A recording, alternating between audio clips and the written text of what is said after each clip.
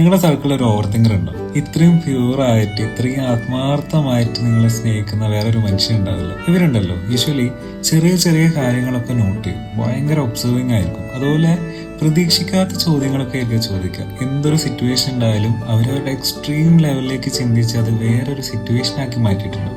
ചില സമയത്ത് ഭയങ്കര ഇറിറ്റേറ്റിംഗ് ഒക്കെ ആയിരിക്കും. മോസ്റ്റ്ലി ഒരു പ്രശ്നം തുടങ്ങുന്ന മിക്കവാറും അവരുടെ ചിന്തകൾ കാരണമായിരിക്കും. ഒരു മെസ്സേജ് കണ്ടില്ലെങ്കിൽ, ഒരു കോള് കണ്ടില്ലെങ്കിൽ ഇവരിങ്ങനെ ചിന്തിച്ചു കിട്ടും, എന്താ സംഭവിച്ചത്, എന്തായിരിക്കും അയാൾ മെസ്സേജ് അയക്കാതിരുന്നത്, എന്നോട് പിണക്കമായിട്ടാണോ? അങ്ങനെ നമ്മളും കൂടി ചിന്തിക്കാത്ത ലെവലായിരിക്കും ചിന്തിച്ചുള്ളത്. ചില കാര്യങ്ങൾ നമ്മൾ പറയുന്നതിന് മുമ്പ് തന്നെ അവർ ഉത്തരം കണ്ടുപിടിച്ചിട്ടുണ്ടാവും.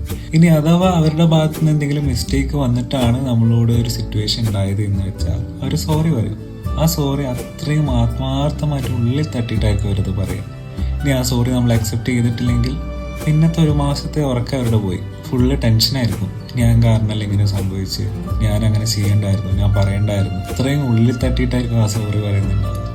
അത്രയും പ്യൂറായിട്ടുള്ള ലോയലായിട്ടുള്ള മനുഷ്യന്മാരാണ് ഈ ഓവർ തിങ്കേഴ്സ്. ഇങ്ങനെ ഓവർ തിങ്കേഴ്സ് ആയിട്ടുള്ള ഫ്രണ്ട്സോ പാർട്ട്ണറോ അങ്ങനെ ആരെങ്കിലും ഉണ്ടെങ്കിൽ അയാൾക്ക് ഈ വീഡിയോസ് ഉണ്ട്.